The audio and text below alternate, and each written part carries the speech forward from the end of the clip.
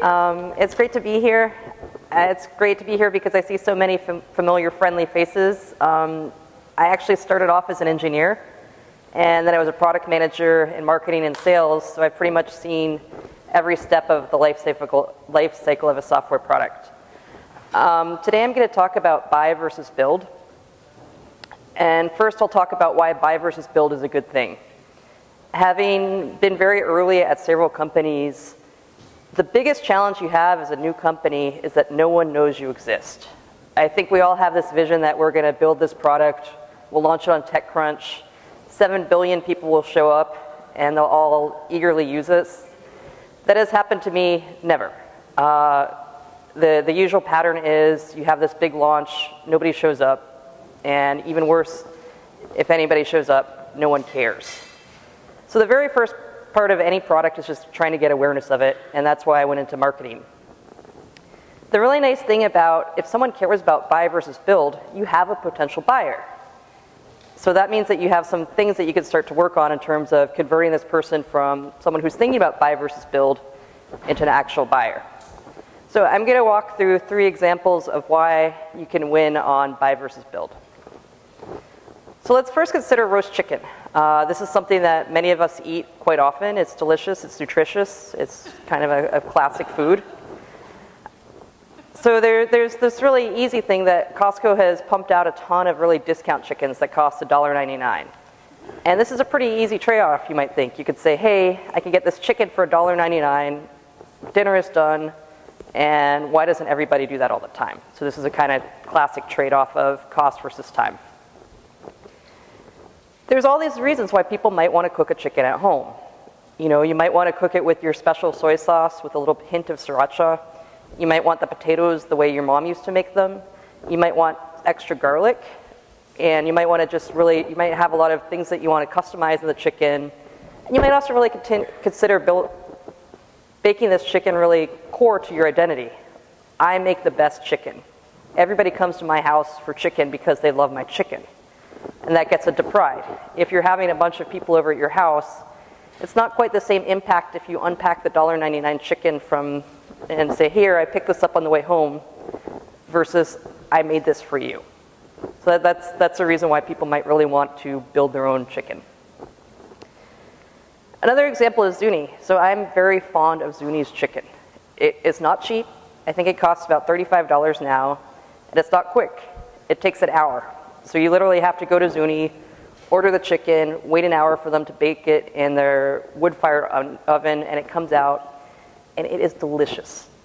It has this bread underneath it, and it has this drippings, and it is so good. So if you're visiting from out of town, please stop by Zuni, get a chicken, budget an hour, and it is really good. So these are some examples of why somebody might say, hey, this $1.99 chicken, I could get in 5 minutes, but I'm willing to invest much more money, much more time, because I want kind of this delicious experience, a premium experience. So with those kind of 5 factors of why people buy versus build, I'm going to talk about how I applied them at 2 separate companies. So this is a company I worked at 2007, which was Easy Bloom. We did not have IoT back then, so we just literally called it an internet-enabled garden sensor. Catchy, huh? The way it worked was you kind of jammed the business end into the soil, and it would measure the soil temperature, the soil wetness, and then the top would measure how much light it was getting. So the purpose of this was to tell you what plants you could grow. When we launched it in November of 2007, we expected to sell, I think, about 5,000 units a month. Our actual sales were 100 units that month. As you can see, there's a pretty big delta between 5,000 and 100. The really nice thing about having a completely botched product launch at a really small company, we were 8 people, is that the CEO said, Edith, whatever you want to do, just do it. It can't get worse. He's like, if you sell more than, I think we sold around 70 units that first month. He's like, sell more than 70, great. Because by the way, we have this warehouse full of 20,000 units that are just sitting around. So I looked at why people didn't want it to use it. There's a lot of resistance from different personas. What I found is that some people take gardening as something that's really, really core to their personality. Like they like being outside. They like feeling the soil with their fingers. They like kind of sensing the temperature. They just found that this was something that just was very threatening to them. Also, the price was an issue. It cost $69. If you remember December 2007, this was also when there was kind of a global mortgage meltdown or recession. And $69 seemed like a lot of money to a lot of people. So what I did is I kind of broke down why people were resistant. There was the cost. There was also that people felt that gardening was very core to their identity and they didn't want this getting in their way. So we dropped the price. We dropped it from $69 to $49. If you're ever considering price testing, there's some psychological barriers. $49, at least back then, was this real sweet spot where suddenly people said, oh, $49, great.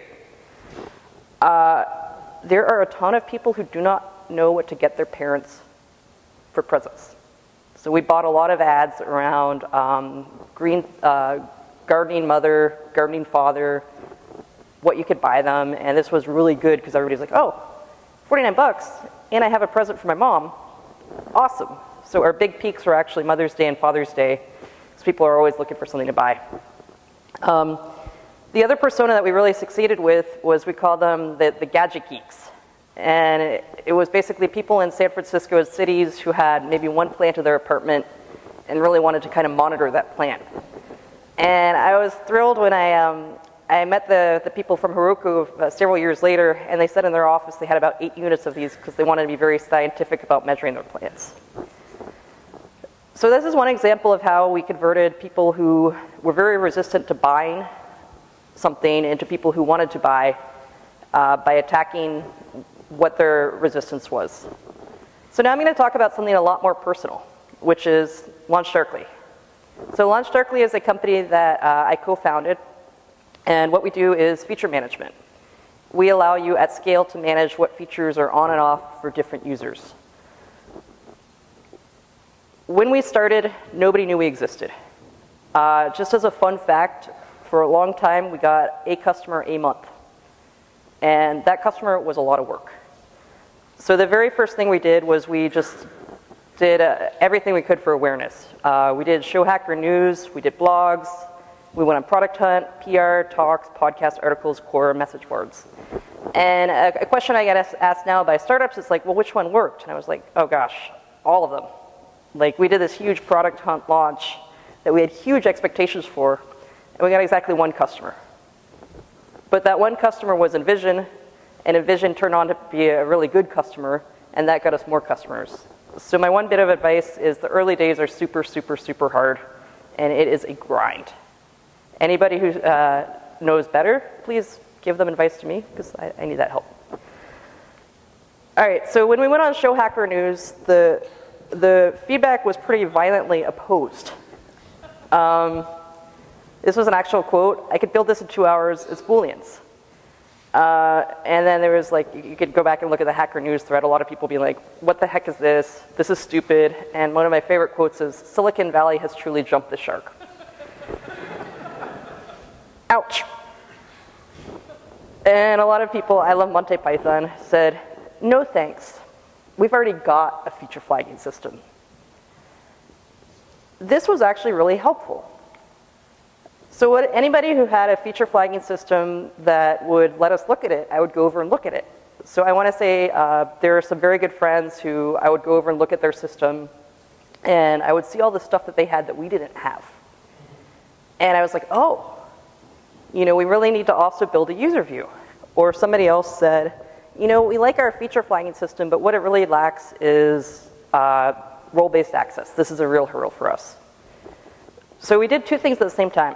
We went away and all the features that people had that we didn't have, we went and built.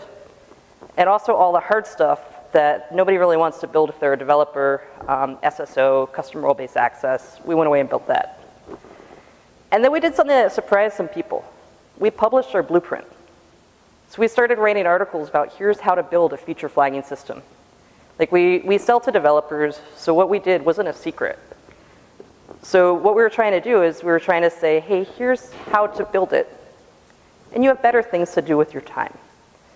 So this is a picture of a hammer. I got an engineering degree from Harvey College. One of the projects we had to do was they gave us a hunk of wood, a chunk of plastic, and a chunk of metal, and a blueprint. And from that they said, go build a hammer. And not just a hammer, but a hammer that matches this blueprint. And you'll get graded, and they will come out with calipers and measure your hammer. So it's not like an artistic project where you can interpret what a hammer means to you. It is your hammer better match, and this engineering professor is going to measure you. The hammer took endless amounts of late nights in the shop, particularly when you would try to heat treat the metal end and you had to anodize it, and then it would deform. After this, I decided that I never wanted to see a hammer again that I made myself, and I was happy to go to Home Depot. So there's two types of engineers. There's the ones who say, I want to build every hammer every time, and the ones who say, I have far better things to do with my time, and I'm happy to buy a hammer. You want to, if you're talking buy versus build, you want to find the people who say, I have better things to do with my time. By the way, this is not my hammer. This is my friend's hammer. I was so disgusted I threw my own hammer away, but he kept his. So we published the blueprint. This is actually an article we wrote for AWS about how difficult it was to build what we had done. And this was really good, because then we started getting people thinking. The original people who said, hey, I could build this in 2 hours, were kind of like, huh. To do this at scale, this is actually a lot harder than I thought. At this point, when we published this article, we were doing about 3 million feature flags a day, which we thought was a lot. People started saying, oh, this is pretty difficult. So we really emphasized that you can build this. Why do you want to build this? And this gets into an anti-tactic. I'm an engineer. You never want to challenge an engineer and say you can't do something. Because if you tell someone you can't do this, their kind of natural reactions are like, you say I can't do that? I can do that. So this is a scene from Monty Python where he's basically saying, come back here, I'll bite you, I'm not dead yet. So we never wanted to say you can't build this system. We always said you can build it, but do you want to? Which is a really subtle shift of course you can do this. That's not what you should be doing. So here's some anti-tactics in buy versus build to avoid. If somebody is just not interested in what you're doing, don't get in a religious fight. So for us, or in our early days, feature flagging versus feature branching was still kind of a religious conversation, where people just kind of said, I'm not interested in feature flagging, and stop. I was sometimes tempted to argue with them. I never won that argument. What you want to do is find somebody who's already interested in what you're doing, and then have them get on board with using your solution. Another anti-tactic is to say that you're not smart enough to do this yourself. Again, you're getting into an antagonistic relationship with your customer. Of course they're smart enough. They can easily do it. You just don't think that they need to do that when they could just use your solution. Another tactic, like anti-tactic, which didn't work, is if somebody has a really good homegrown solution and yours isn't up to snuff, they're not going to move. There's a really high switching cost. So every time we try to say, hey, yours is great, move to ours, it's just missing this one feature that you really depend on, it just totally failed. Things that worked for us. Every time somebody had an objection, we would go away and write a blog post. If you look at LaunchDarkly, we have a ton of blog posts about how to scale, why real-time is necessary, why things matter to have an audit log. If one person is having an objection, it probably means that 10 other people in the company are feeding that objection to them. And what you want to do is have a really digestible bit of content that they can forward on. So, for example, if one person says, hey, we have concerns about scalability, you don't want to just answer them in an email. You want to say, great, here's how we scaled to 10 billion flags a day. Please share this with whoever else in your company has concerns. We also kind of attacked head-on this idea that feature flags cause technical debt. This came up over and over. So we actually wrote a blog post called Feature Flags and Attacking Technical Debt. So that way, every time somebody had a concern about technical debt, we actually came up first in SEO. We did a ton of best practices. And we also created a site called featureflags.io. And all of this was, again, just to try to get everybody to look at us as the trusted resource for feature flags. And in featureflags.io, we also kind of told people how to build it themselves. And this was actually a sneaky tactic of ours. our theory was that if you built it yourself, you would like feature flagging, and you would eventually get tired of maintaining it yourself. So like our entire posture has been, if you want to build this yourself, great. We think in a year or two you will get tired of maintaining and come to us. So we never said don't do it, we just said here's how to do it. So I hope some things you've learned from this is that buy versus build can be won. You just have to kind of unpack how people are thinking about your product. You always want it to be a friendly conversation. You never win if you outshout a customer. What you really want to be is seen as a trusted partner. So now we hear things from our customers like, if feature toggling isn't your core business, don't build it yourself. And I think this is a really good transition for the industry. I am old enough that there's people in the audience who remember that our issue tracking system back then was built in Lotus Notes. Like our QA manager had literally built it himself. Some people now are just like, what? Why would anybody do that? There's Jira. There's issue tracking systems you can buy off the shelf. I think there's a lot of stuff in the developer ecosystem that in 10 years we'll look back and just be amazed that people built it themselves. Not that they can't, but why should they? So thank you, everybody. I hope you learned some lessons about buy versus build. I kept this delivery a little bit short because I know I'm right before lunch. So I will take a couple questions and then let you have some delicious food.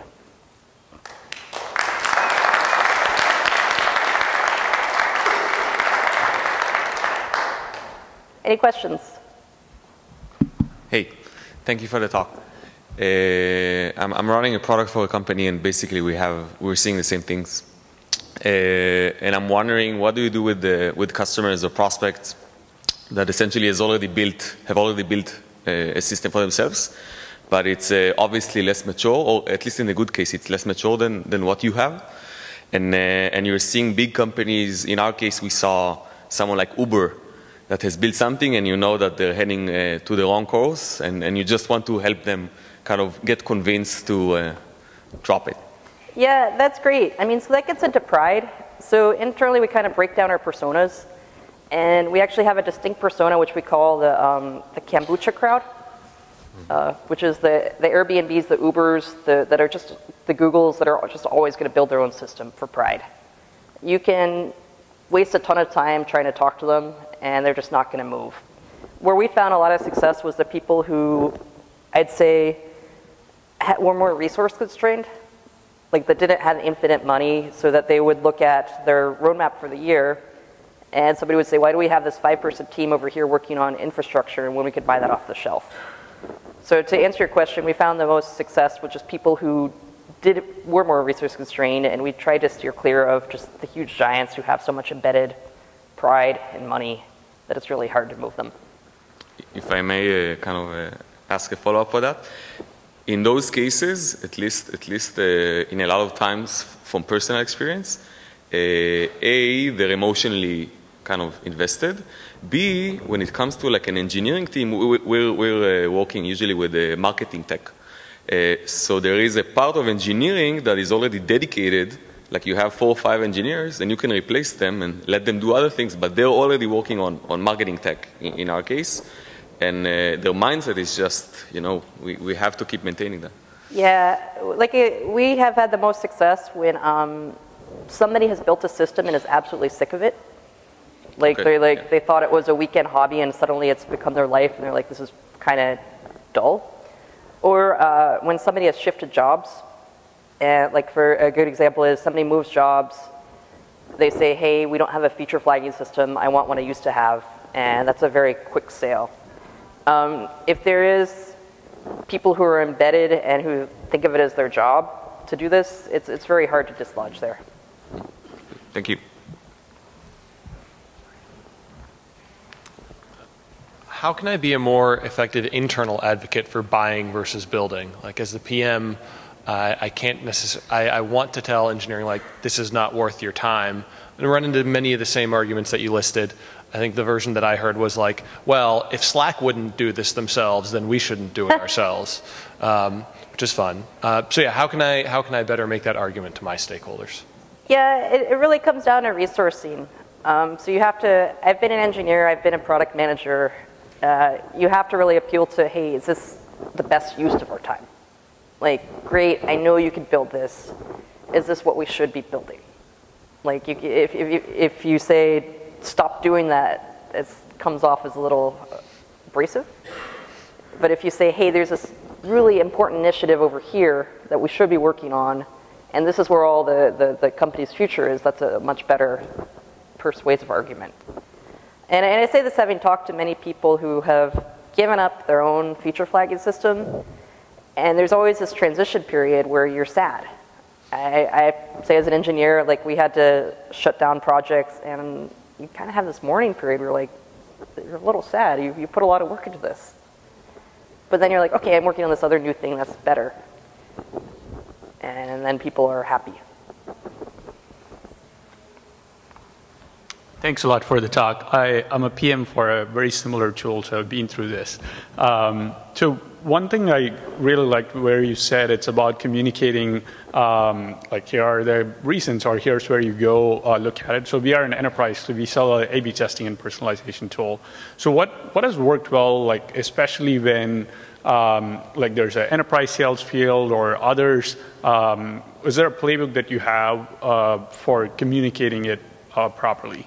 As in, like, you have a lot of wealth of materials, like, what has worked well? I'm sorry, is your question just selling to enterprise buyers? Yeah. Yeah, enterprise buyers, this is tricky when you're a small startup. The first thing you have to realize is that your buyer is not you. Your buyer has a lot of concerns about security, stability, and reliability, and they are sometimes putting their job on the line to use you. So we always just said, like, we take this very seriously. Like, we got our SOC 2 compliance when we were a very small company. We didn't joke around with security. We emphasized scalability. For context, now we serve about 80 billion feature flags a day. So I think the number one thing you can do to sell to enterprise buyers is recognize that their needs are different and recognize that you are there to help them. And don't blow off when they say, hey, I want you to fill out this 30-page security questionnaire, because they actually need that. I think I have time for one more question, and I know it's lunchtime, so any final questions? Well, thank you, everybody. It's great to see so many friendly faces in the audience.